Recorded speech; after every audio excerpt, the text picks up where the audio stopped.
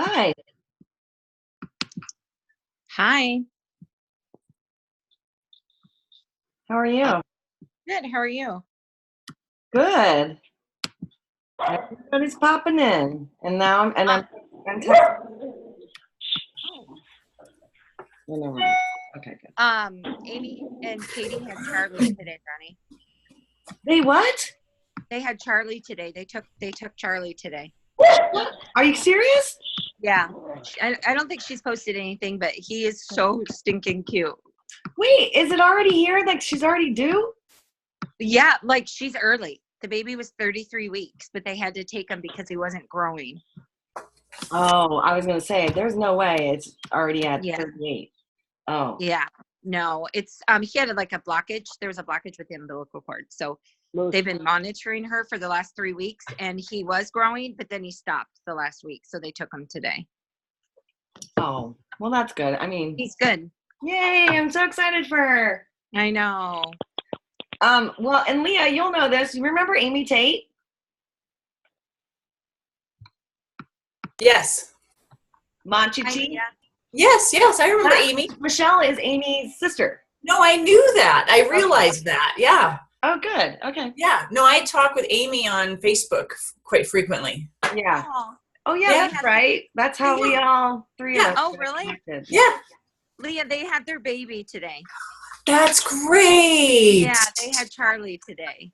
That's Probably fantastic. gonna be mad that I just stole her thunder. So, but so how early did you say she was? 33 weeks.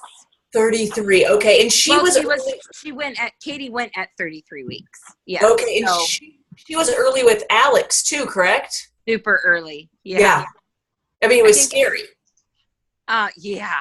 Yeah. Alex was in the NICU in New York for months. Right. I remember that. Yeah. But Charlie's doing well. So That's great. Oh, that's awesome. Yay. Fantastic. That's good. All right. So, welcome, everyone. Robin is back from Ecuador. Welcome back, Robin. Hi, Robin. Hi. hi, Robin. Hey. Hi. I love your house. Oh, thank you. I know I do too. It's awesome. So nice. I know it's always nice nice to come home family. too. What? Goes that Ronnie? It's a nice family. Yes. I know. It was so awesome. Back? What's that? Is that why Forrest stayed back, Ronnie? Yes. And you wouldn't tell me that? No.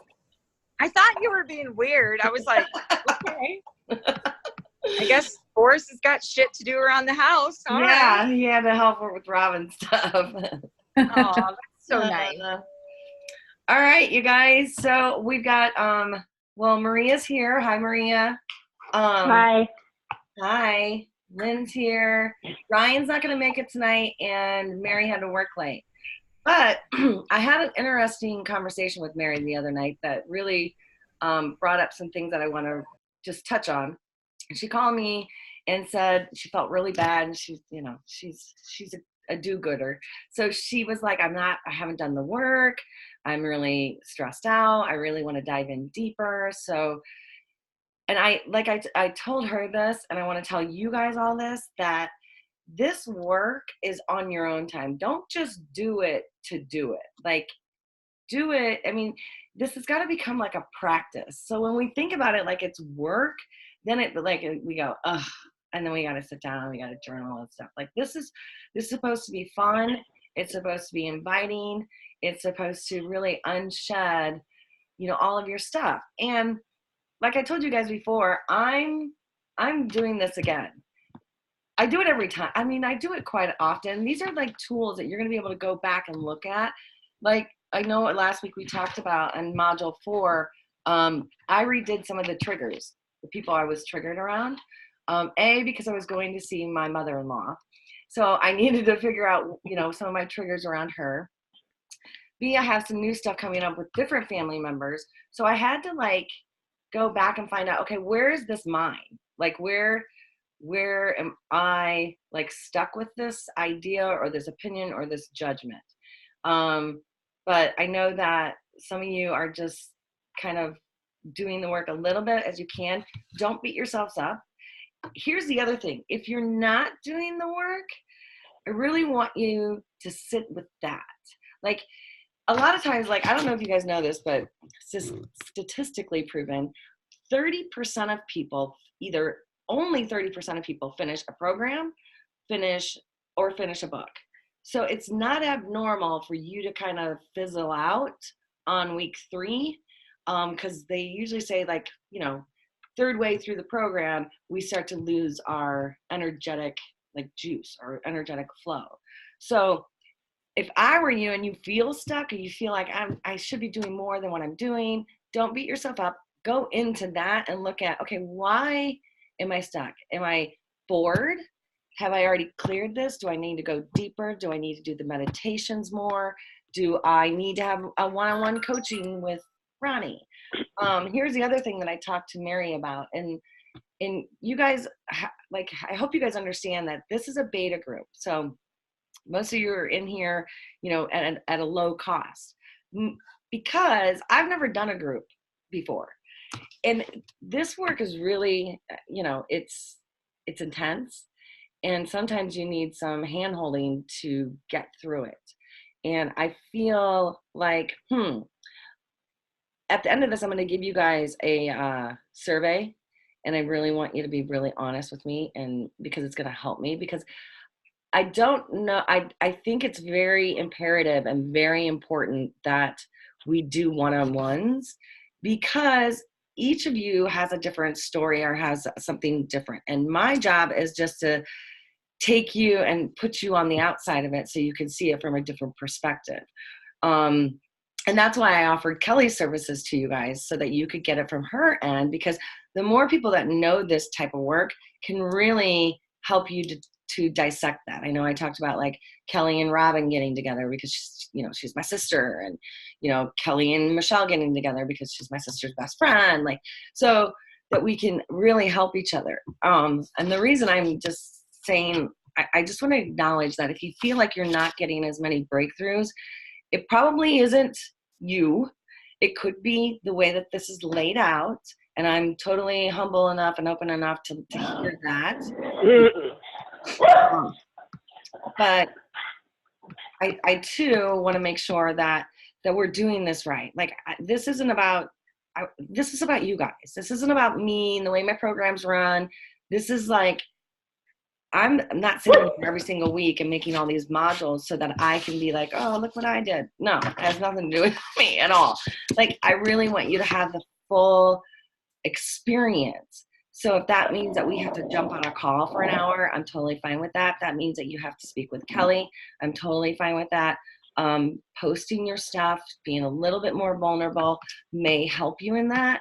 And I had a conversation with Mary last night that she was like, and the weirdest thing is that when I did your one-on-one program, I was like, because she knows the work, but she was like, I've clammed up. And I was really kind of like, well, that's weird. I'm usually, and she used to be really shy. She said, but I was really confident coming into this because I knew the work, but it seems like everyone's at different levels. And I started to compare myself to, like, Kelly and Lynn, the other people that have done the work. And then I didn't want to say things because I didn't want to go over people's heads, the people that haven't done the work. Like, don't compare yourself to other people. And there's never a stupid question or comment or concern, because the more that we open up, the more that I can help you see it, and rather than just reading it, today, and it never ends. Like I said, I'm doing the work too. So today I did my own work, and I went and saw a friend of, well, Robin's friends with her, Lynn's friends with her. Her name it's Marian Anthony. So I'm in there and I'm getting Reiki and craniosacral done, and they're both working on me. And lo and behold, like, this shit is like layers, and it's just layers. Like, we have to keep doing it to break through some of these places. So lo and behold, they asked me, I'm just, so you guys know, personal story, I'm going through menopause. And they asked me about my relationship with my child. And then they asked if there was another child, and it opened up a whole another place in my life. And I had to really sit with that. And they said that the relationship that I had with that first child never left me. And that's why I parent the way that I parent. And my connection and my desperation to be close to my daughter is due to that old wound and that old judgment that I have about myself and the decisions I made around that situation. So we're all friends here. I know all of you.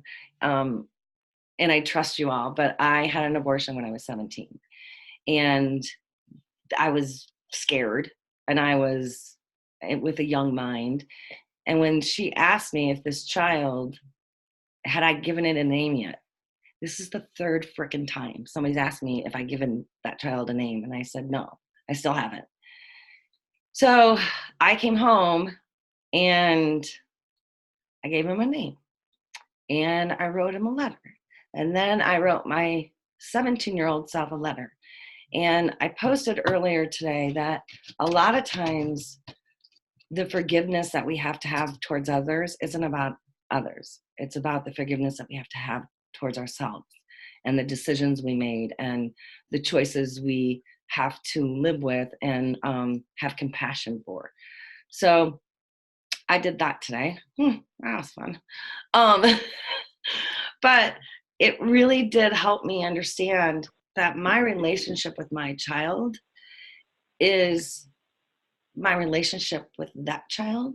It's the relationship with the tubal pregnancy I had, and it's the relationship with her. So it makes so much sense to me that I have such a desperation to be close to her and like fixated on what she's doing and where she's at and how she's done. Like I can't let her go because I'm parenting from a place of guilt and shame and all that good stuff.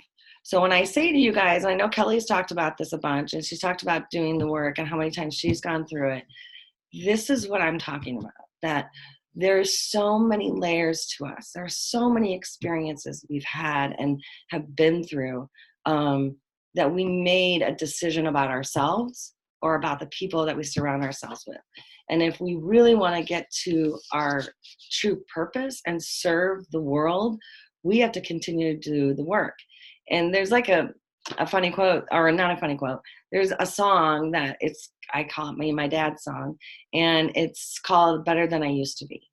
And I love that song because all I know is that I just have to be better than I was yesterday. I have to be better than I was last week. I have to be better than I was last year. And the more times I answer these questions and really go in, because you know what? Like, honestly, we are so fucking good at hiding behind these masks. Like, I even said to them today, like, no, I'm good with that. Like, I totally forgive myself. I'm good. Until I gave him a name. And then it became real. And then I was like, oh, shit. So when we really, like, we can consciously say, yeah, I've healed from that. But subconsciously is where all our emotions hide. And 99.9% of our brain, you guys all know the iceberg analogy, that our conscious mind is only like 0.006 part of the brain that we use, but we use that actively, right? Hold on a second.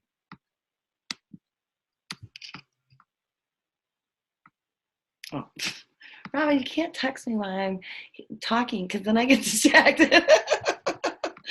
All right. Okay, I'm fired. All right. She's hugging me. No, that was really nice. Thank you. She's sending me a hug. But like consciously, I've said, I'm over that. I'm good with that. But this weekend, I went home, and the person that I had that child with, I saw his wife, and all this stuff came up. And it was weird that I had this appointment today because all this stuff came up, like, what would my life be like? What if I didn't make that decision? Where would I be living? What would I have done as a career? Like, everything would have changed. And I have to find the gift in it. And I think that because that happened, I do honor and appreciate my daughter now a little bit too much, but I value my relationship with her because that happened to me and because I made that decision. But anyways, our conscious mind holds the memories, but our subconscious mind holds the feelings. And we can tell ourselves that we're all good and dandy and over it, and I was young and I was stupid, but subconsciously we are living in this emotional state and we're carrying that emotion with us. So that's why some of this work seems redundant. And Mary had a great example last night that she's like, I've done some of this, you've changed some of it. But the reason why the questions are there over and over and over again is there's going to be one question that you're going to answer. And I wish Mary was on tonight, but she's going to watch the replay. But she said that there will be one question that you'll ask a different way, and it'll bring up all these emotions. It'll bring up all these feelings. It'll bring up all these, oh my God, like it'll bring it all up. And so you have to trust the process, and you have to trust me, and you have to trust yourself more so. When we're not wanting to go in and do the work, most of the time it's because we don't trust us. Yeah, most of the time it's because we don't trust us, or we don't trust that we're going to have the right answers, or that we're not going to be able to go into the meditation, or there seems to be like a story around it. So just be really patient with yourself. Some of these letters are hard to write, especially coming up to module 6. You're going to find that there's going to be a really hard exercise to do. But I wanted to go over and just touch base on, rewriting the story and how important that is. So when I came home today, which was really weird that it was module 5, and I happened to call Mary last week. And anyways, I had to come home today and rewrite that story and really subconsciously shift the feeling about it. Because I can say consciously, like, yeah, thank God that happened. But subconsciously, I still feel really selfish. And, I feel selfish and like a coward that I couldn't stand up to my parents, or I couldn't say how I really felt about it. I was just scared out of my gourd. So I just did whatever everybody else was doing. But I had to rewrite the story for myself and really understand how that decision changed everything about who I am as a woman, about everything about who I am as a mother, and all that other stuff. So I thought, how many of you have finished? Has everybody gone through module 4? How do you guys feel about it? Like, do you feel like you're kind of dragging behind? Were you beating yourselves up? Or where do you feel like you're stuck? Anyone? I'm totally behind. Well, you have a little good excuse. But I tried to download, I posted it was like close to this time, but what's the password to get into it again? Find Your Wings 2019, but it's capital F, capital Y, capital W. Okay, that's how far behind I am. I couldn't even remember the password. Yeah, no. Okay. I forgot that I had them in the past. Robin, and that's okay. Like, this work is not going anywhere. And I told Mary, I know the holidays are coming up for everybody. And I know everyone's busy, and I know Leah's transitioning into a new job, and Lynn's got some stuff going on. Kelly's got, we all have stuff going on. But I wanted to say, going back to what I said about like giving you guys support, is it's really helpful when you have an accountability partner or someone that can bounce things off. I know that I talked to Maria this week, and we did a little hypno with her, which I think, and hopefully, Maria, you can say to it, but she had a breakthrough with that, and I think that helped propel her into the work even more. And Michelle and I did a little exercise this week. So sometimes it's just like reading, it's one thing, but it's still in your conscious mind when you can get into your feeling mind or your feeling state. I always say that the universe can't hear our words. That's why the Kalego exercise is so important. When you do the Kalego and you write out what that future life looks like, you start to get your body into like the feeling of it. Like, because we're talking about it in past tense, your body reacts to it because it's an emotional, and the universe like knows. That's why, honestly, that's why affirmations don't work unless you really truly feel the affirmation. But if you're just saying like, I'm going to be a millionaire next year, like, and you don't really subconsciously believe that because you have unworthy stuff around it, or that you don't deserve that, then the universe hears the underlying theory, the theory or feeling that you're having. So I think it's really important to go back. And this week, the Rewrite Your Story is super fun for me. And I actually redid mine again. And I want to like just kind of take you guys through it. Do you mind? Just to give you some examples. Everybody? Go for it. Okay. Well, I first want to start with Michelle. So Michelle and I had a call this week, and like I said, you guys reach out to me if you want to call. I don't want to feel like I'm stalking you, but anyways, we had a call this week, and I took her back to. We just did like a short little meditation. I took her back to her first memory, and this was so cool. I love doing this, but I took her back to her very first memory, and the first thing that came up for her was that she was sitting at the kitchen table. Her mom was at the kitchen sink, right, Michelle? Am I right? Yeah. She was at the kitchen sink, and she had turned around and asked Michelle if she wanted coffee. How old were you? Like 4. She was like 4. Like 4. Yeah, so it wasn't like this massive, like it wasn't like Christmas or, it wasn't a traumatic It was thing. summer. Oh, see? She knew it was. Mm-hmm. But it wasn't like a big holiday. It was just her sitting at the table and tell them what was happening. You tell them. She just asked me if I wanted coffee, and my parents had given us coffee before because my parents are huge coffee drinkers, and my mom would always put like milk and sugar in it, so it didn't even really taste like coffee, but it was just her and I in the kitchen, and she just gave me a cup of coffee, and it was in a glass mug, and I totally remember it. It was like caramel color, and just sitting there with my mom as she's preparing for dinner and just picking up the kitchen and just sitting there. I remember it. I mean, it was sunny outside. It was summer. It was a nice day. And I remember what I did after that. Really? Yeah. Oh. Yeah, I can remember stuff all the way back till I was like 2. Oh. And my parents are like, what? That's crazy. I'm like, yeah, I remember that. And we don't have pictures of it or anything. That's crazy.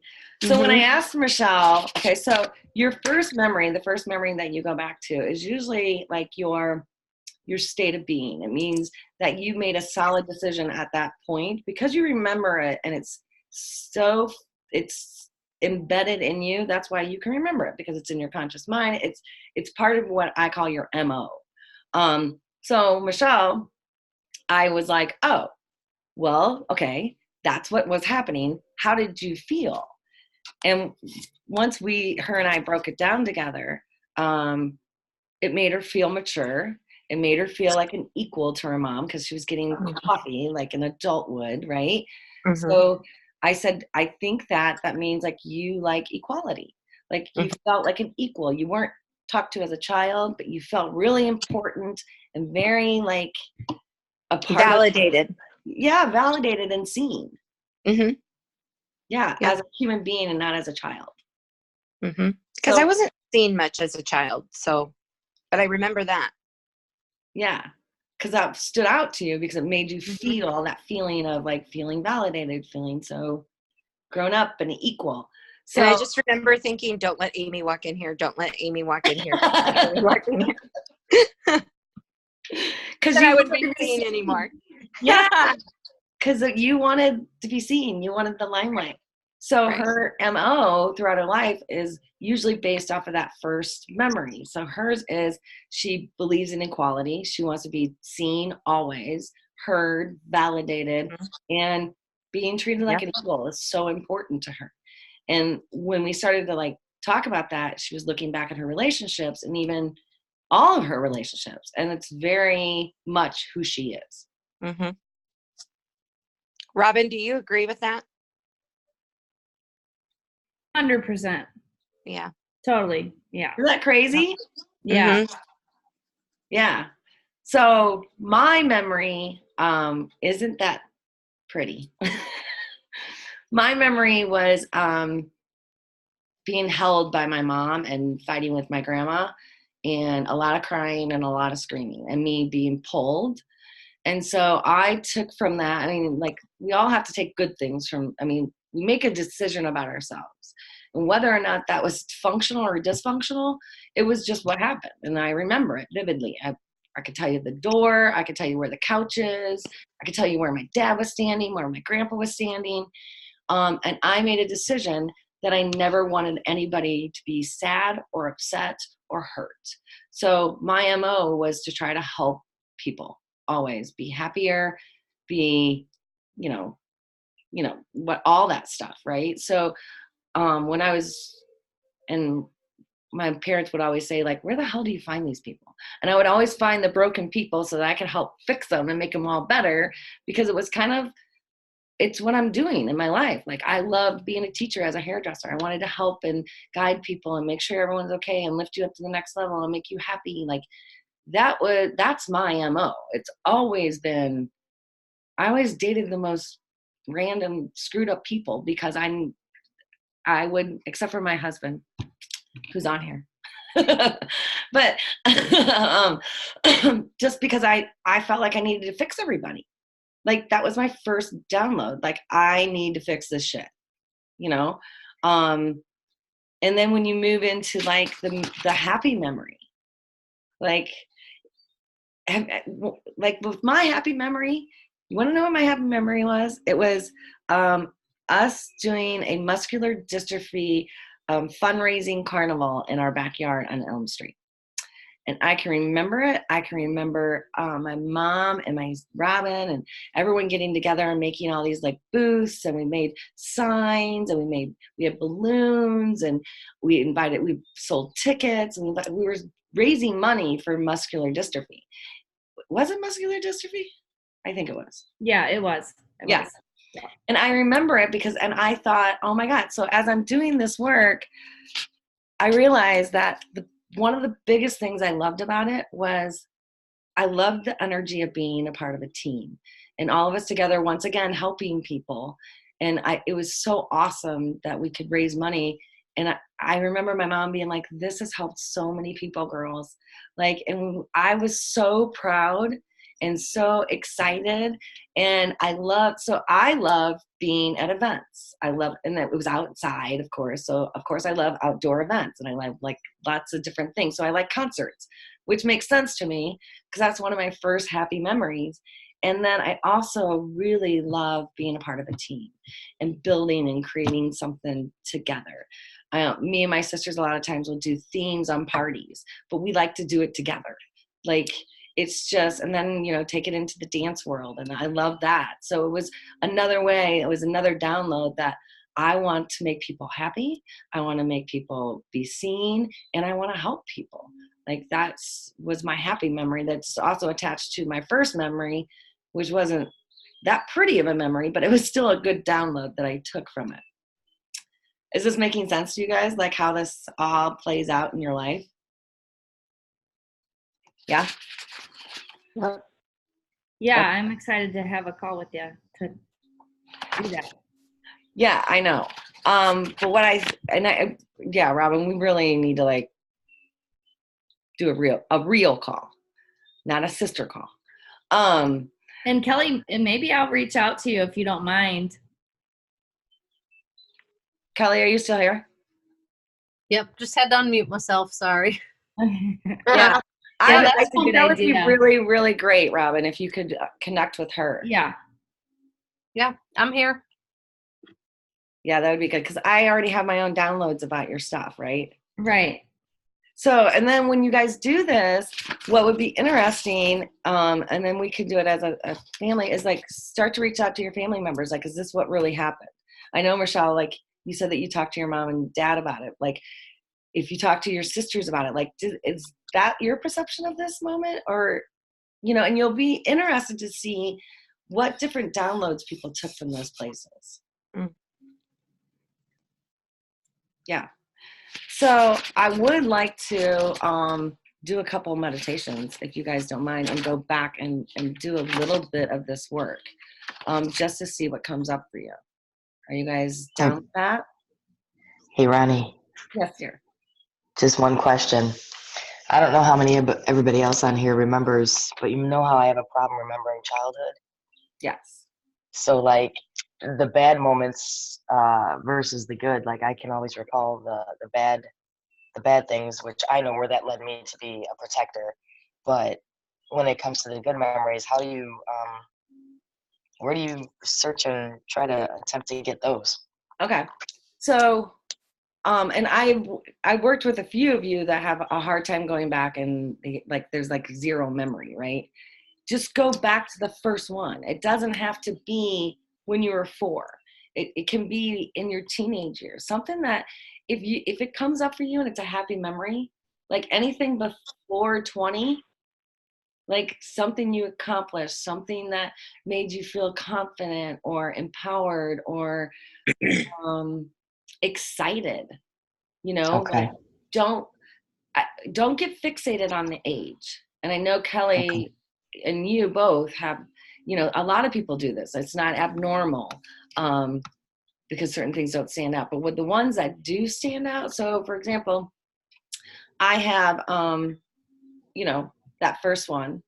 And then, there's been multiple things that back up that first one. So even if I went to a time when I was 15 and I saw the same kind of situation going on, it was still the same download. It was just reiterated for me to like make sure that I help and guide and make sure everyone is okay. Right. But so just don't, Lynn, even if it's in your 20s, go back to the happiest time, the happiest moment, like that you can remember, but try to take one moment and then try to go back a little bit further and go, is there any other time that I felt that feeling? You want a real honest question for you? Yeah. What if you didn't realize what happiness was until you're in your 40s? Well, you'll know it in your heart, because remember, our thought process tells us we feel something, but when you really get into your meditation and you really go into your heart space, you'll start to feel that. And yeah, you'll definitely start to reflect on it. Like, I know in my 40s now that I downloaded when my sister Randy died that I don't trust God, which, for the love of God, that's why I spent 10 years trying to search for a church to go to.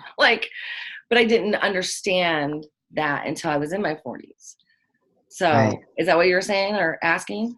It's sort of. I mean, it's like if I go back and I think 20s or below or whatever, there was stuff that was good, but I didn't realize what the word happy was until I actually got to hear at this age, like what happy really is, like how just being happy. All of it was like kind of a facade of like, oh, hey, it's fun and great, but happy is something very, very like abnormal to me up until this point. Now I feel like I'm happy. Whereas when I was younger, all my memories were not like happy. That is good. That's cool, but nothing, I don't know, maybe because I put so much emphasis on the word because I understand it now. Yeah, you're getting of, in your head again. Yeah, well, I mean, it's my heart. Yeah, well, and go back to, because 17-year-old Lynn we don't want to talk about her. made things, whatever that happy was for her, made a decision about her. Because your 40-year-old Lynn is a mature brain, but your 17-year-old Lynn, like that gets downloaded into like your cellular system, like your body. So then you try to recreate that moment over and over and over again throughout your Right. life. Now, does that situation, that incident still make you happy at 40? Probably not. But what was the underlining message you took from that? Does that make sense? We're not looking for the incident. We're looking for the feeling and the emotion that it represented for you, and that you strive to try to create that or be that. Okay. Is that making sense? Thank you. Mhm. Okay. Yeah. I wonder Ronnie? Ronnie, if as you clear some of this perception on these moments, that then new perceptions will come up and new good memories might come up for her as we start clearing out the other stuff. I mean, I don't know. Has that ever happened, or do you see that? No, I actually do see that, where people start to, because they're opened up to like you're looking at the world a different way, and you're like, oh, now I remember that, and now I remember that, and I'm so grateful for that moment, and that was such a, God, what a huge lesson that was for me. And you start to understand the gifts. Yeah, that's exactly what all of it is about, is like dissecting it enough to where you go, your perception shifts and changes, and now you see all these different beautiful moments of your life, you know? Yeah. Hey, Ronnie, can you repeat something? Yeah. You said our thought process tells us, and I missed it after that. Our thought process is part of the ego. So it tells us what it should feel, what it should fear, and what it should think. Our subconscious holds all the feelings and emotions. So when we can get our subconscious and our conscious mind to work together rather than against each other, because for so long we think that whatever's in our frontal cortex of our mind is real, but the realness is really in the subconscious mind. It's the feelings, it's the emotions, it's, you know, when you're watching TV and you start to cry because something touches you, there's a story around that. Okay. Right? So we're only using, like, our brain, we only use 0.006% of it. And most of the rest of it is downloaded into our subconscious mind. It's, you know, Robin and I both went to aromatherapy courses, and it's about the downloads of our feelings and our emotions that get downloaded through smell, sensory, walking into a place, seeing, you know, smelling someone's cologne, smelling apple pie, you know, seeing a person that looks like somebody else, and you're like, oh God, like I thought that was, oh God, you know, like, and then there's a feeling that happens. Mm-hmm. And those stories stay locked in our subconscious mind. So all we're trying to do is really find out what those stories are, so they stop running us and we start working with them, and they start becoming our catapults to, like, help us become stronger instead of, is that making sense? Yeah. Okay. Can I say something that I realized? Yeah. Robin's on here, so she'll get this too. And I don't know, Robin, if you remember this, and Ronnie, I don't know if you remember it, but when we were in junior high and me and Robin were in 7th grade and you and Amy were in 9th grade. Yeah, I remember that. and in the bathroom, that one morning I was actually going to the bathroom, and then, like, all the girls walked in, and I was afraid to walk out because I was afraid because they didn't like me and they were going to make fun of me and be mean to me. And I just sat there, and then they realized that I was in there, and then they all, like, pointed at me and laughed and stuff, and I was crying, and somebody went and got Amy, and then Amy went in and was, like, you know, going off on everybody. That is why, like, Robin, remember when you were home like 3 weeks ago? Yes. And I said, I don't want to go anywhere. Let's just stay, blah, blah, blah. That's Yes. why. Yeah. And I was like, hell no. And then I woke up that Saturday and I said, nope, we're going. Yeah, that was awesome. I'm not hiding out. Yeah. And but I you realized were where that with came. those people that All you of feared. them. All three All of them three. on that day, which was All crazy. three. Which Mm-hmm. yeah. And I was so proud of you for doing Yeah. that. I was like, Okay, wait. yeah. So does everybody understand the story that just happened? So I'm just gonna, like, fast forward. Were those the same 3 people that were yelling at you? or laughing at you? No. No. Oh, no. No. No. But you were fearful of that emotion, that feeling, this having. I was angry fearful of, emotion. and yes, anybody looking at me, talking about me, drawing attention to me, because I don't like that. I don't like it. And I just was like, you know what? I'm safer at home. I'm just going to stay home. I'm not going to go out. Then I don't have to run into them. And ran into all three of the people that had been presented in my life within 2-week time period. All three in one day. And I know And that me and Robin were like, yep, here we go. That happened for a reason. Yeah, and I know that Robin and I talked about this, and Michelle and I talked about this, but this is what happens when we start to break down the barriers. And I know Kelly, Lynn, you guys have all experienced this. Mary's experienced this, that when you start to break these things down and you start to face them, the universe will respond and go, here it is. Yep. And I did good. That's the thing. I did good. I did really good. Yeah. I think. No, you did amazing. You did amazing. Yeah. Yeah. Based on your past responses in those situations, you did freaking amazing. Robin was like, I just have to say this because this is funny. Robin was like, so how, like, it was like we were Cagney and Lacey. It was hilarious because she just looked at me because of past. She's like, so how are we handling this? I'm like, because she's my wingman. Like, she had my back. And I'm like, we are grown ass women going into a craft show. We are fine. We have done no wrong. she just stopped and she looked at me and she goes, how are we handling this? It's like we were like ready to throw down and shit. Yes, that's exactly. She was just like, do I need to take my sweater off? Do I need to take my shoes? My earrings are coming off. I'm ready. Yeah. But believe me, we don't grab the throw macaroni. down. We're not physical in any way. My worst thing about myself in this is you push me to a limit, I will tear you up with words and I will make you want to die. And I'm not proud of that, but it just comes out. And I didn't do any of that. Nothing. I even said hi. Oh, yeah. I'm so proud of you. Good for you. Yeah. Mm-hmm.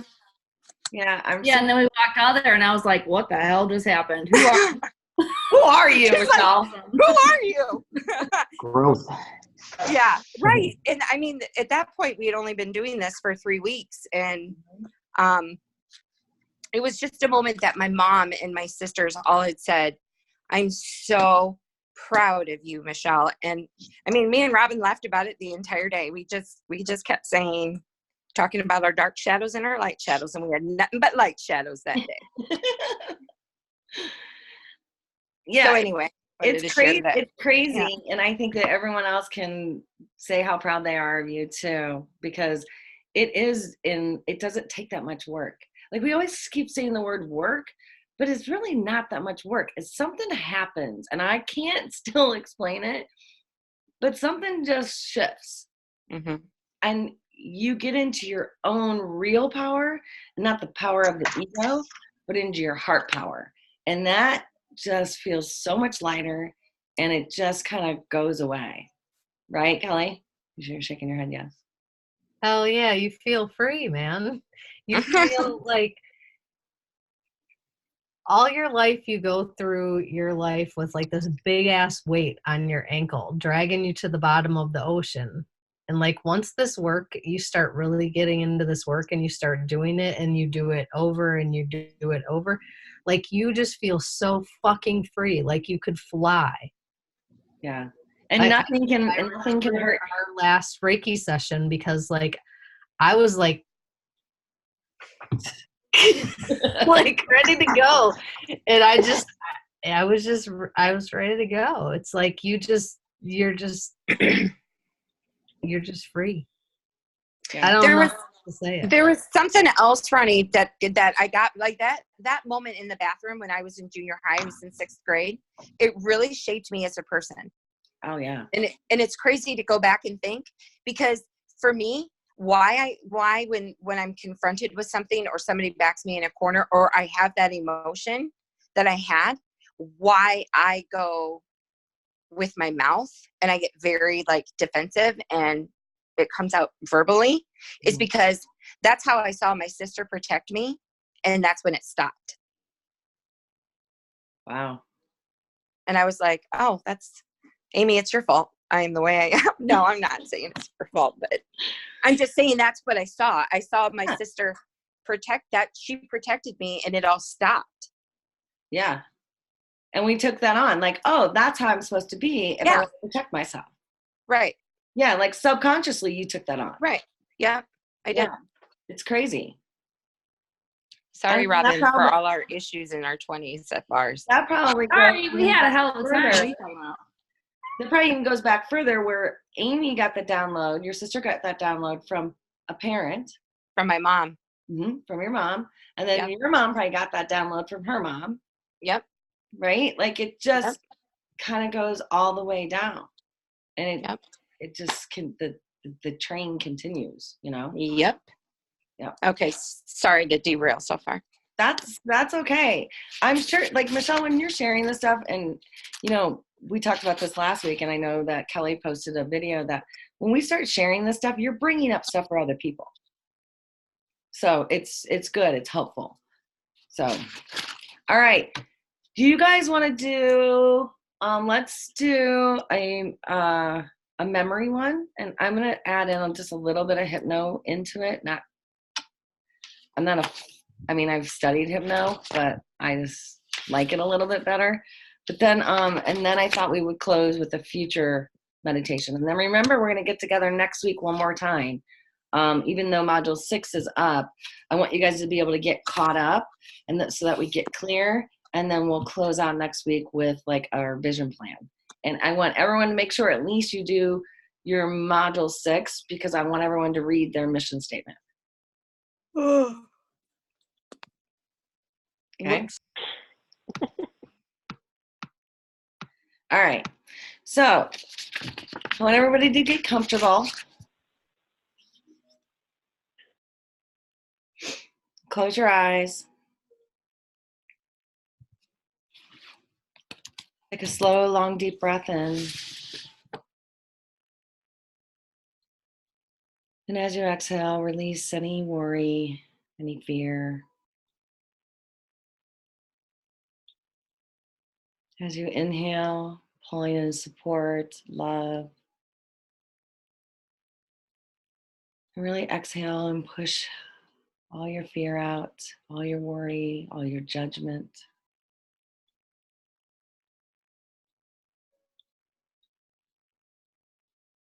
And just continue to pull in light and love and support as you push out and get deeper and deeper into your body.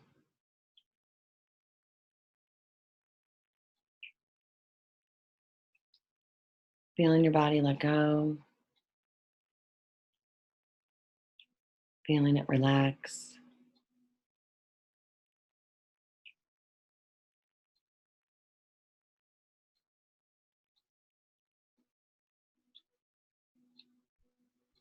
With each breath, you go deeper and deeper. Your body becomes more and more free.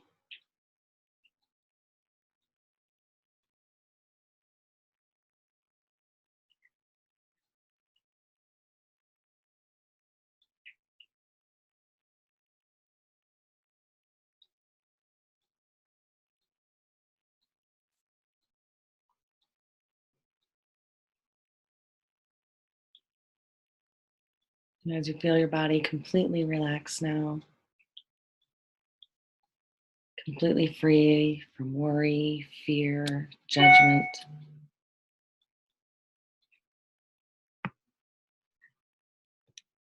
In just a moment, I'm going to count down from 10 to 1.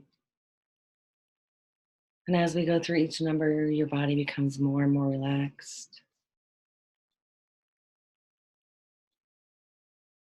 You fall deeper and deeper into a state of relaxation and freedom.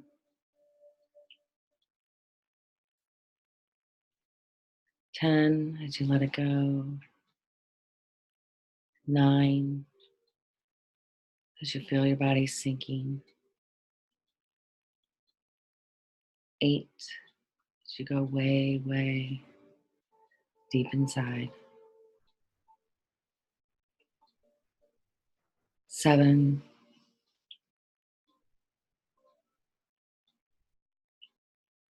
6, going even further.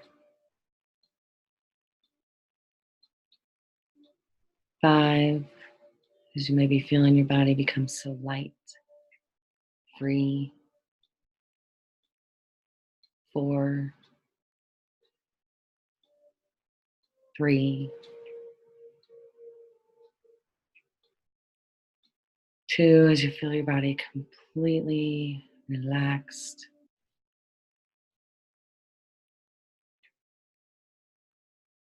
And 1.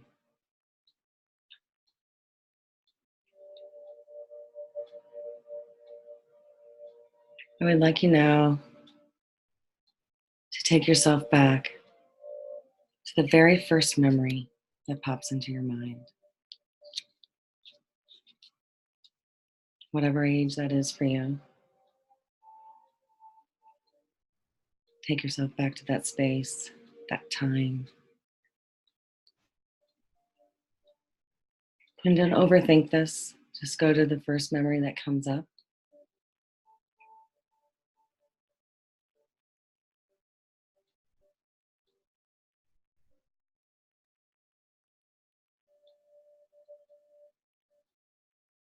Notice how old you are.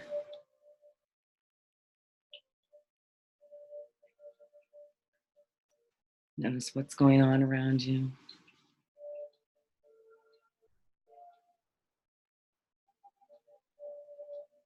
And notice if there's any people that are with you. Who are they? What are they doing?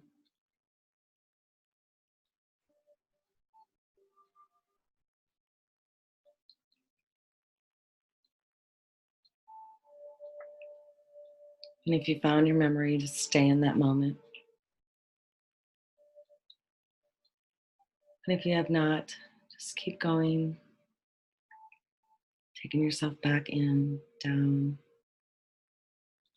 to the very first memory you can remember without judgment.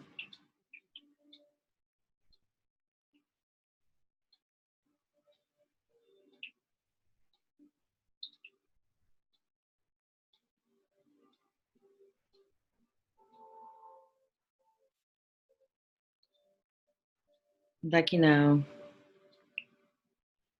to bring yourself into that room, that space, to notice what you're wearing, what's going on. What feelings are you feeling? Are they of sadness, fear, happiness?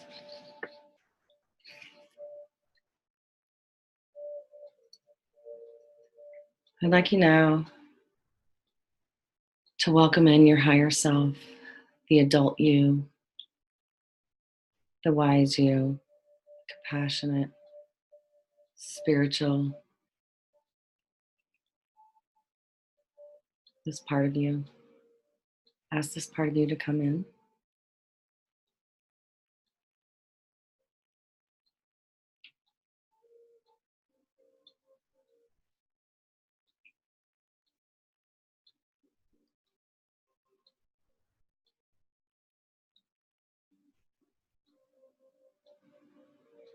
Ask your higher self now to support you.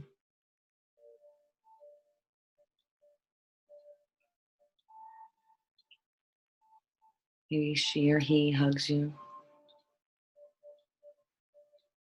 Maybe they stand up for you. Maybe they cheer you on.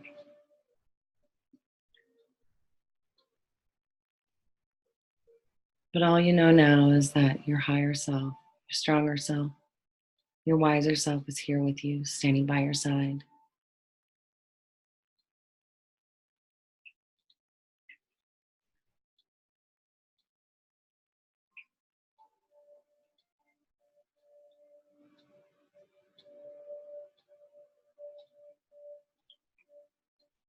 They have a message for you.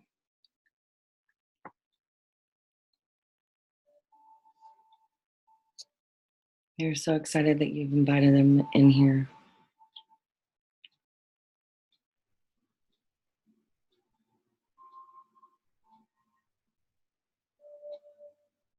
Maybe they hug you. And if the situation you find yourself in is bad or wrong, maybe they stand up for you.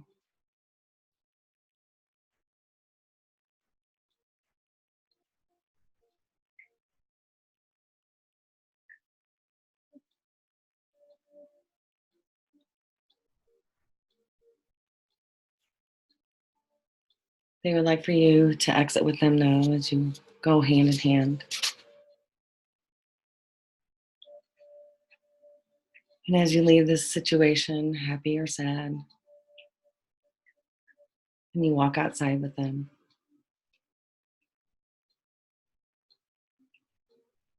He or she has something special, something very important to tell you.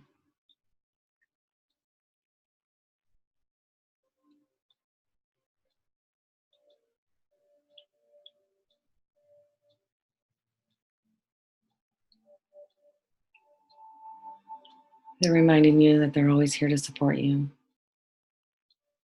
to protect you, to guide you. Maybe they are telling you how proud they are of you, how strong you are, how resilient you can be.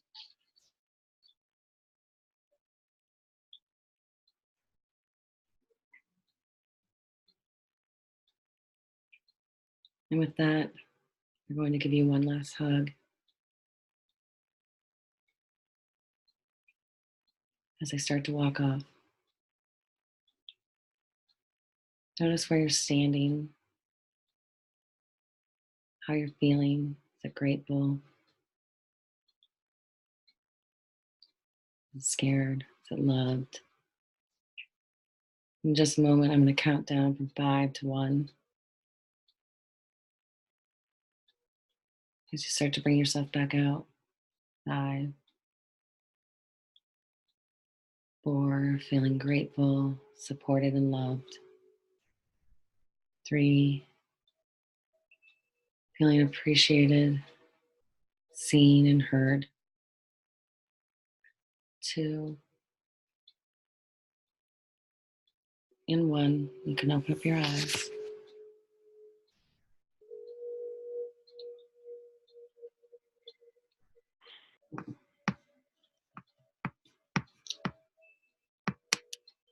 All right.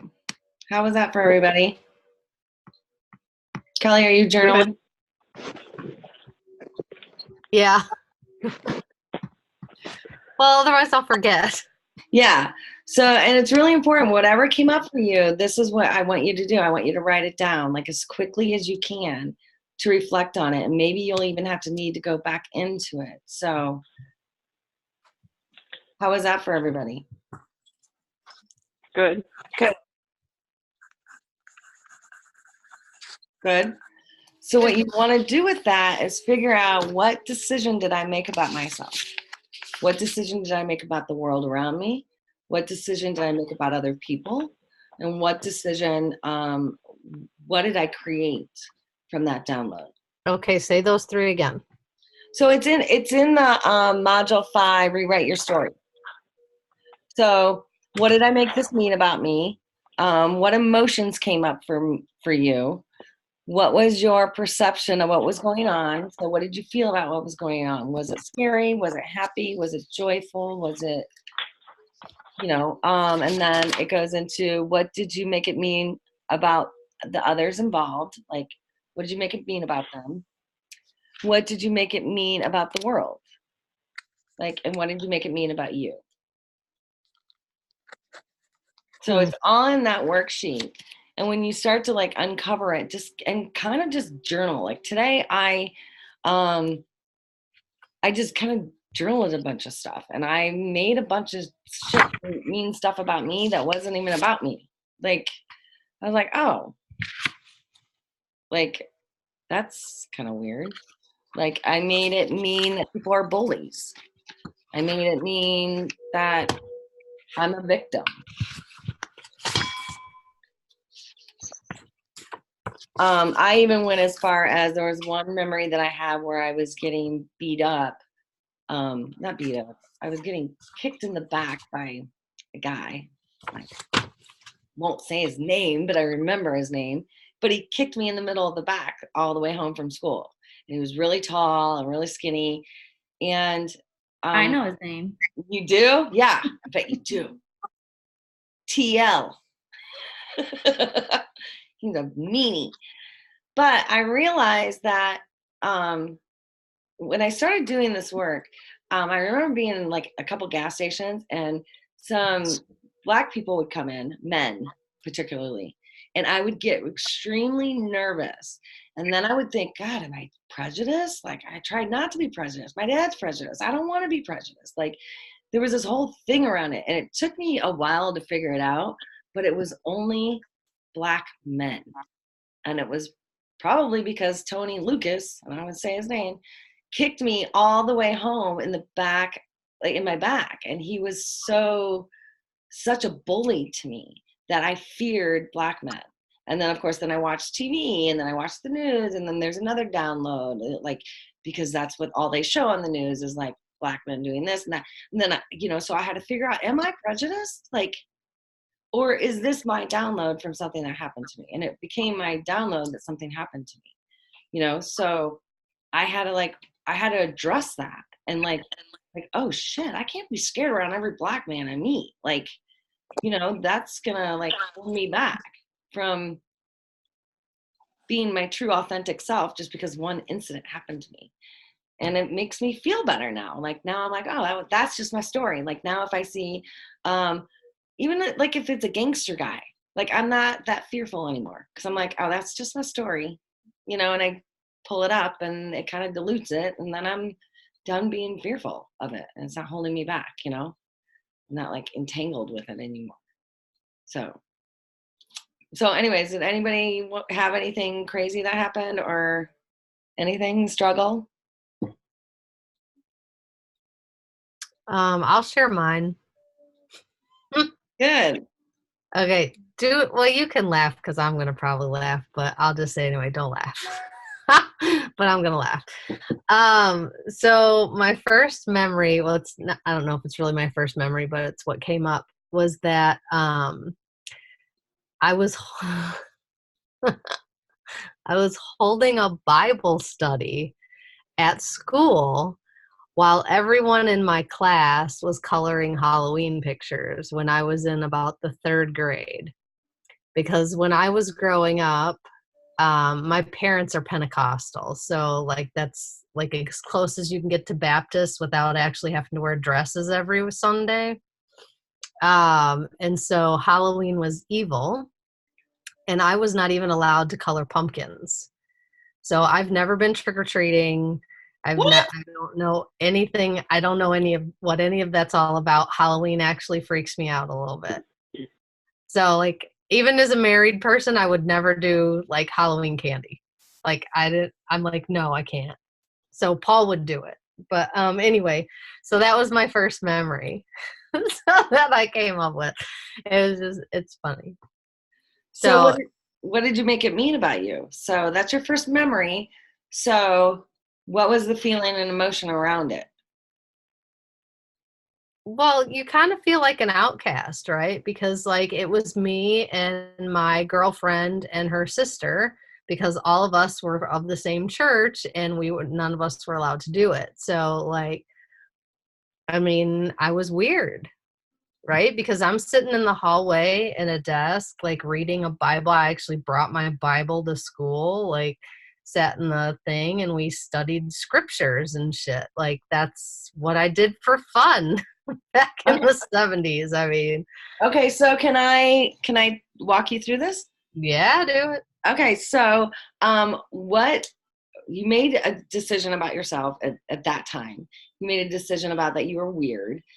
So what did you do throughout your teenage years to either fulfill that weirdness or not be weird? I pretty much separated myself from everybody. Like, I wasn't part of the cool kids. I wasn't part of the whatever other kids there were. Like I was in the strictly in the middle, and I just tried not to be seen, like, because I was different. Or did you try to make yourself? Oh, let's not go there. Let's not go there, because that's exactly what the fuck I did, and you know it. Mm-hmm. Yeah, she went mainstream and tried to be like everybody else, and she drank and she mingled, and you became part of everybody and not part of nobody. Anybody. Right. Yeah. Oh, without a doubt. I had to be just like everyone else, right? I had to prove to everybody that I was not weird. Yep. That I wasn't. So you drank and you partied, and whatever group you were in, you fit into it. Yeah. I still do that today. Well, and which is it's kind of my job, though. But listen. Okay, so that's your MO. Like, you have figured out a way because of that moment to how to be a chameleon, how to mingle with the rich, the poor, the gangsters, the partiers. Like, it's become a gift for you. Oh, without a doubt. Yeah. I can get along with anybody. My poor husband, anytime we go anywhere, I talk to everyone. So he's like, can you just shut up so we can get through the damn store? Well, and it became something to you that you wanted to fit in with everybody. Yeah. So you've probably have had a problem with people not liking you or not being accepted by people. 100 million %. Yeah. Yeah. So, which is that's a great quality, but it could also run your life too, to where you can't even identify who you are from everybody else that you're surrounding yourself with. Yeah. Can you hear me? Do this work. What? Can you hear me? Yep. Oh, my earbuds went out, so I don't know if you can hear me. Can I say something? Yeah. You don't have to ask, but that's nice. Well, I'm just making sure you guys are done with the combo. Yeah. I am a lot. Kelly, you are like seriously pointing to me because I was a lot like that as well. Like I was never a fit in. I always just rolled here, there. I went from like gangbanger to emo to like hip hop to little. You were holding Bible studies in the 3rd grade. Come on. I totally was not holding Bible studies, but you know what? I was holding something else for a while, if you know what I mean. Well, but, whatever. That was my whole life. So yeah. But the whole thing was like, you do kind of mix and mingle with everybody, and I partied my ass off for many, many years, even up through my job a little bit too. But I think the thing is the more you tried to take and shy away from things, did you feel like you got pulled closer to them because of the fact that you were trying to buck the norm, that you got pulled to the norm? But actually the norm is like the same for everyone, because no matter what circle you go in, you have pieces of you now that reflect that. So they are pieces of who you are, because that's how I feel. I can blend in with anybody, but it's because the more I bucked from this, I got pulled into it, and I was like, okay, not me. And then I did like little, like it was personal tests, I think, amongst different groups of people. And I think it really, as shitty as it may sound when we were younger, having to kind of back off from stuff like that, it makes us more, like more of a universal soul as you get older, because you can say that you were the weird one that was able to finagle through all these different people and cycles and situations, and you got through it and you know how to do it, where other people still just get stuck with trying to stay or try to find themselves. It's like we are pieces of everyone, and we are all kind of a little this, that, and the other. That's how I feel, at least, about it. So I kind of am excited about the fact that we were the weird ones to the side and couldn't fit in and had to kind of mix through all these different people and try to intermingle. Because I think it makes I did the same thing. Maria? I did the exact same thing when I was younger. Yeah? Yep.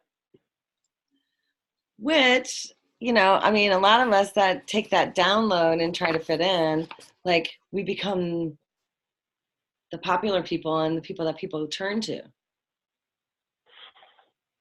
But we have the most influence because we've tried to do this, that, and the other, and we've seen where the good parts of these people are and the bad parts and the good parts of those people. So it's like, and then it's like you adapt your personality based upon what you really enjoy, which is still a part of you, but it's also considered part of a group. that you may not like 100%, but you like 30% of something because it reflects with you, right? Yeah. Yeah. No, I don't think that Maria, makes do sense. you want to touch on that? We can't see you, so I don't want to. Oh, you can't? I can't see you. I can see her. Put her on gallery. You can see everybody. Oh, I can. Where's that button, Kelly? Up at the top, you're going to see like 6 Oh, I little. do see you. Oh, look at how fancy you are, Kelly. Yeah. Yeah. Hi, Maria. I finally seen you. Hi. Did you want to share something or say something? No, Or? I just went through the same exact thing. I mean, I was raised in a really strict family. My mom was a teacher in the school district, and so I had to be on my best behavior at all times of my life. And I was in music, and so the whole band geek thing. Everybody always makes fun of you, but I was exceptionally good, which made it even worse. But at the same time, I was hanging out with. I started come high school. Even though I was the band geek weirdo, I was still hanging out with all the rockers and the burnouts. And I was, I kind of morphed into every little group out there. I'm still the same person I was back then, but, I still enjoy my rock and everything else. I mean, but I was always looked down on. Now I look back and I think maybe some people were jealous. I mean, I used to be stabbed in the leg with protractors during class and stuff like that all the time. But I think those people that were doing it, now that I look back, and as far as what our relationship was in school, I think they were just jealous, honestly. I'm not trying to make myself sound good, but, No, that's what you're doing. When I was a freshman in high school, I was first chair in band, and I had 3 seniors behind me, so that didn't bode very well. So anyway, what you guys both said, I just totally see that 1,000,000%. Isn't that crazy how that happens? Yeah. Yeah. And we're told as children that we're not supposed to be weird or different, right? Like that's the society we grow up in. Yet we're raised in a domestic way that to fit in, you should be this, you should do that. So some of the biggest weirdos in the world are people like Jesus, Mother Teresa, Martin Luther King. Like they were all weird, right? Like then they were weird people. They thought differently. They, saw things differently and they acted differently. And so I think that, being weird as children where we take on this perception that if you're weird, you're an outcast or you're something different. But the weird people are the ones that change the world. Absolutely. So. And most kids are just a bunch of bullies. Yeah. Yeah. So does anybody else want to share their experience with the meditation? No? Everyone's good? All right. Well, I think it's 8:15. I think we'll do one more. Are you guys okay with one more? Sure. So now we did a past one. And I want you to journal about whatever came up for you, your past one. Even if it's nothing came up and you were just sitting there chilling, wondering why nothing's coming up, journal about that. Like write about it. But I do want to do a future one before next week hits, because technically this is week 6, but I want to give you guys an extra week just to get caught up on the work because we added in a bunch of extra modules. But I really do think that doing the Kalego meditation really quickly, I think would really help us get into our future self. And how many of you guys did the Kalego writing exercise? I don't think Robin did. Michelle, you didn't? Okay. No. Then we need I have a hard time already going into the future. Like that's what I'm struggling with right now. So I can't do that right now. Okay. We're gonna do it. We're gonna do it differently. We're gonna do it differently. And I want you guys to think about this. It doesn't have to be about your career. It has to be about the higher you, the better you, the better version of where you stand right now. So remember I told you about that song, I'm better than I used to be. I want you to really tap into your highest potential, the potential that's not living up to its fullest, the potential that you know that the stuff that's holding you back is gone, the potential of that career, the potential of that relationship.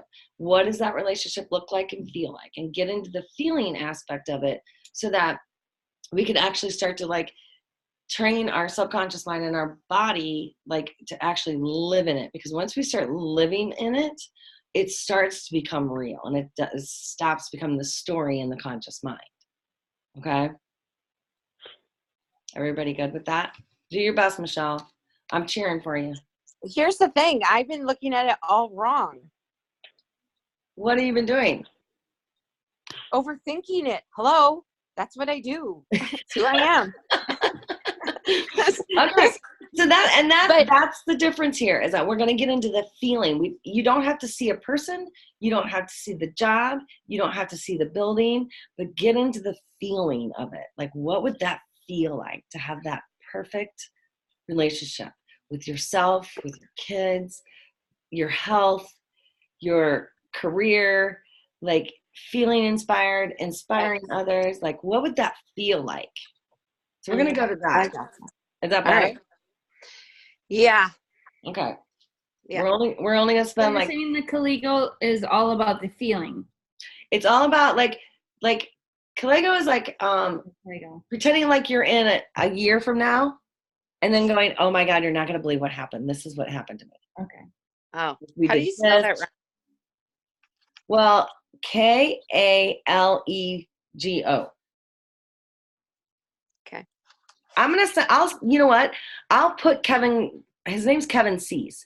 I'll put some of his links on the Facebook group. You guys, he does a ton of free stuff, and he's hilarious, and he's super inspiring. So I'll put his stuff up on there, a lot of YouTube videos and stuff like that. Okay, I'll do that right when we get off the phone. He's like, you just want to laugh. All right, are you guys ready? We're only gonna do it for like 4 minutes, 5 minutes maybe. What oil are you grabbing, Robin? What are you grabbing? I just grabbed inspiration. Oh, I need something. I gotta have something. It's my cheater. Yeah. Okay. What do I want? I just got clarity.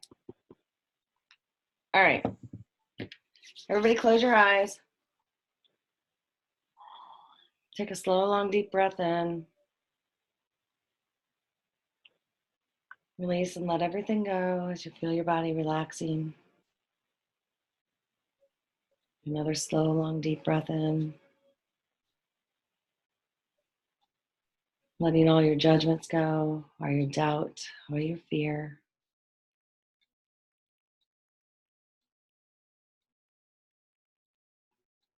And I'd like you now to visualize yourself a year from now. It's December 9th, 2020. Christmas is coming up. It's been the best year of your life. You can't even believe how strong your relationships are, how secure you feel, how grateful you are.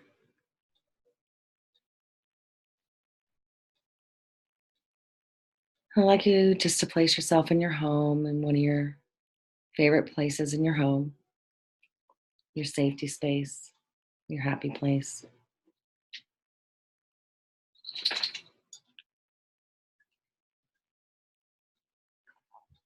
Everything feels so peaceful, so light. Every relationship you're in is filled with so much love. You're shown love, you're given love. You're supported with so much love.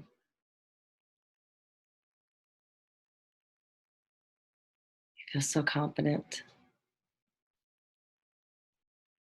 empowered.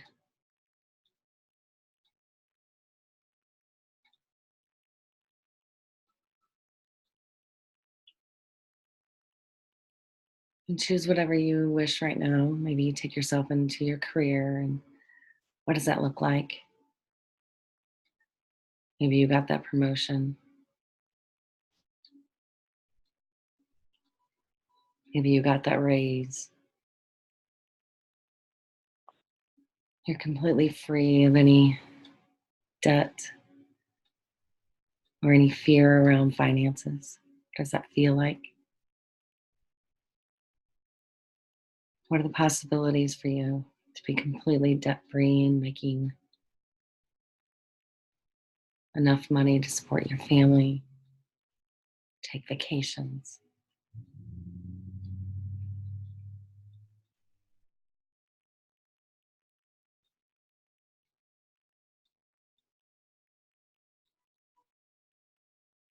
And just notice your workspace. Maybe it's the same space, maybe it's a new one.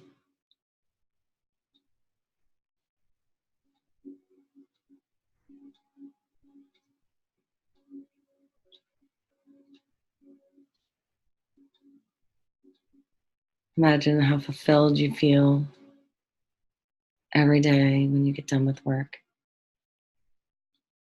How gratifying it is.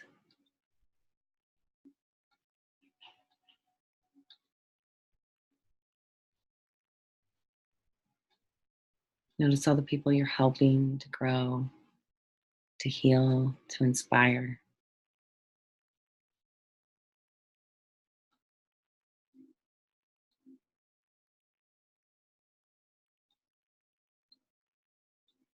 Now remember you're at your highest, best self. Notice your health. Notice your body. You feel alive. You feel the strongest and healthiest you've ever felt. What does your body look like? How's your energy?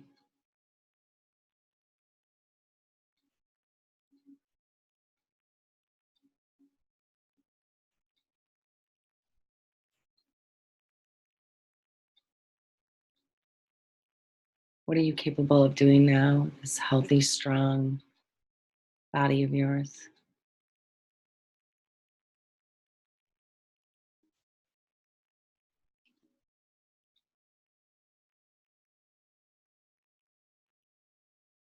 I'd like you now to imagine your loved ones or your family members coming in. Maybe there's a new love of your life. Allow them to come in. Your relationships are so strong. There's a bond that's been created this year that can never be broken. There's support, there's stability, there's grace, compassion.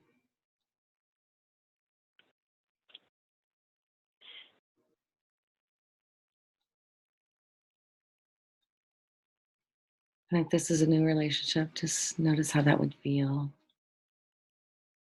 to be that loved. And if this is an existing relationship, notice how that feels.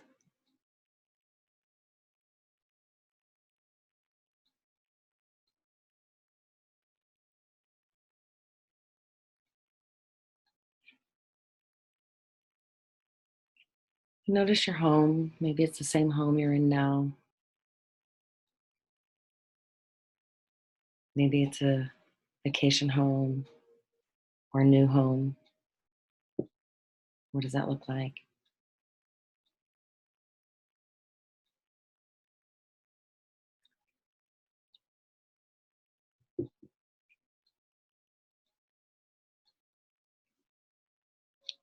And there was one thing this year that was a major accomplishment for you.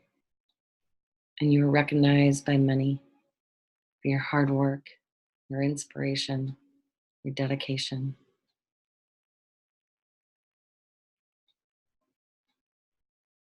What is that?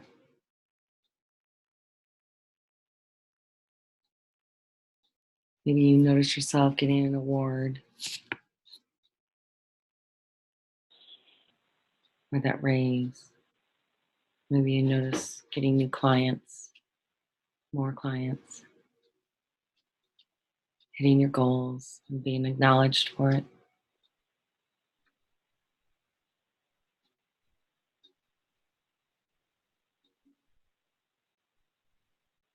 I want you to just take a moment to see how your body feels now. Is it light? Is it happy? Is it joyous?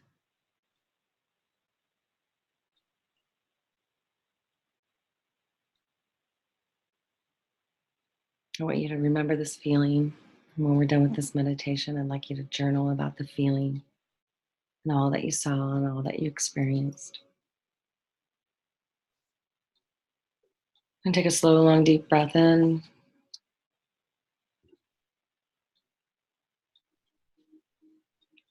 And when you're ready, you can open up your eyes.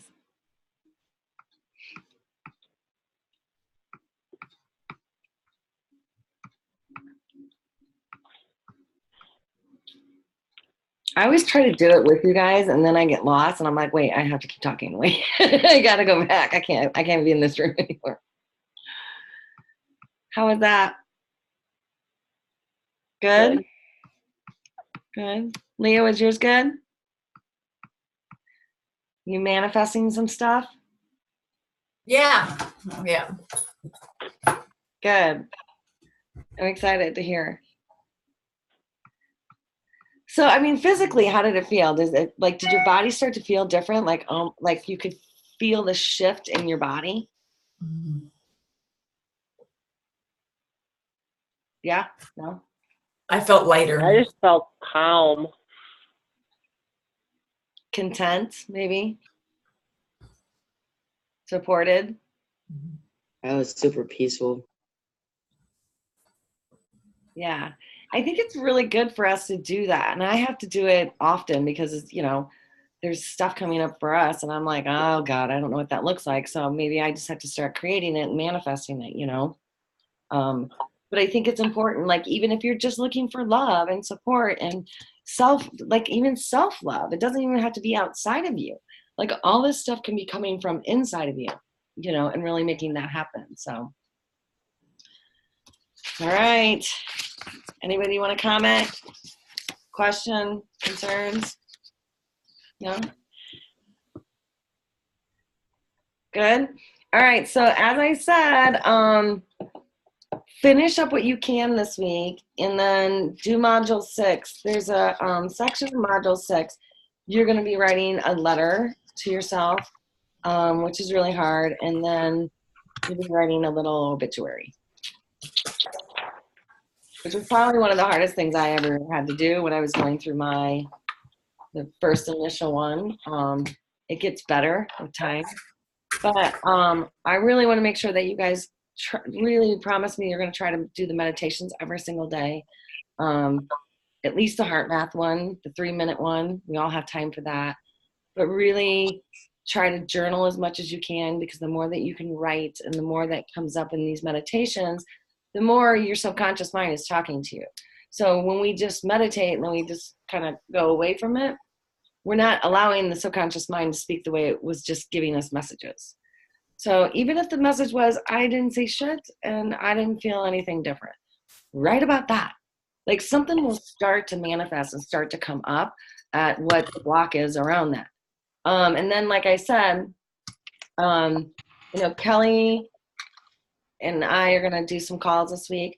And I really would like to, after talking to Mary last night, I realized how important it is that we do one-on-one calls. It just is important, because I think that in a group setting, I know you guys are all doing fantastic tonight, sharing and stuff, but I can push a little bit more without, divulging all your personals, right? We're just trying to grow from some of it's personal, but sometimes there needs to be a little bit more push. So I'm willing to do that this week before the holidays hit. And then I'm gonna send out my survey to you guys next week. And P.S. like, please do it for me because this is why I'm doing this. And I'm not gonna like judge you. Like I chose you guys for this. Like I wouldn't have allowed somebody in that I didn't know that well. All of you are connected to me by some strand. So I trust you and I need you as my growth partners. So I would appreciate if you'd fill out the survey. And yeah, anybody got anything else? I was just going to say, if you guys all want to connect, y'all can come out to Colorado. Yeah, let's do it. Let's do a retreat up there.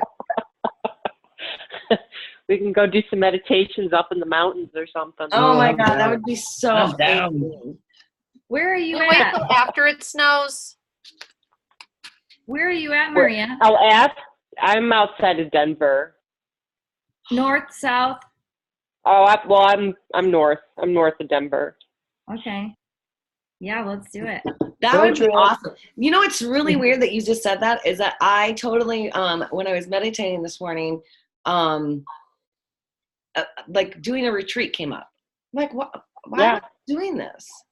Like we can incorporate the oils, we can incorporate the yoga. Ronnie, if you just saw my first page that today when we started this, there was a moment where I said, Ronnie, tell her need weekend retreat. It's on my notes. There you go. Yeah. Rocky Mountains. Yeah, that would be amazing. I literally, Robin, I just thought of that today. I'm like, there's so many strong, powerful, you know, like we're all connected, like we all have something to offer, right? Like everybody, we have something to offer each other. So you just sealed the deal now. Going to Colorado. Colorado. Got packing my bag. You might want to wait till the snow dies down. Yeah, that's what Kelly said. Let's do it in the spring when it's really pretty. They're doing, well, they can still get snow in the mountains in the spring, like feet of snow. Like it's not uncommon for 3 to 6 feet of snow to fall at one time. It's nuts. What? And then you just go outside to meditate We'll be and you just freeze. fine. So Yeah. Still going to Colorado. He's scared of no stinking snow. We're from Chicago. Yeah. Yeah, I don't care. I don't it either. gets warmer here, but yeah, it's just Is the sun lots out of deep there? That's snow. all I care about. Is the sun out? It's the what? Is the sun out? Yeah, I mean, it was like 60 yesterday, but now it's down in the low 20s today. It's just up and down. Mother Nature is very bipolar out here. Yeah, well. All right, well, I'm going to start working on that.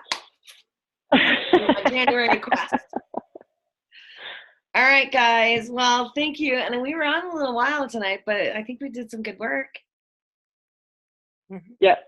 And then I will reach out to each one of you and try to schedule something for the weekend. I'm pretty open this weekend, so I can squeeze it all in. And then Kelly, I'm going to have you connect with Robin and Michelle. I mean, whoever wants to connect with Kelly, don't think you're going to hurt my feelings. You're not. But if you want me, reach out to me. But I think it's kind of fun sometimes to use somebody else. Kelly, I may be calling you too. We can talk. We can chat anytime. Anyways, all right, guys. I love you all so much and have a great night. And I hope you had some breakthroughs tonight. So journal. Yep. Hey, Have a good Ronnie, week. What? when we get off the call, you're going to post those things, right? Oh, the Kyle Cease? Yes. Yes, I'm going to do it right now. Okay. Thanks for the reminder. Yes. But then I wanted to ask you if you had like 10 minutes because I have to tell you something. Yes. Call me right after. Okay. All right. Bye, Bye, ladies. everyone. All right. Bye, guys. Bye. Have a good week. You too. You too. Thank you. Bye, everyone.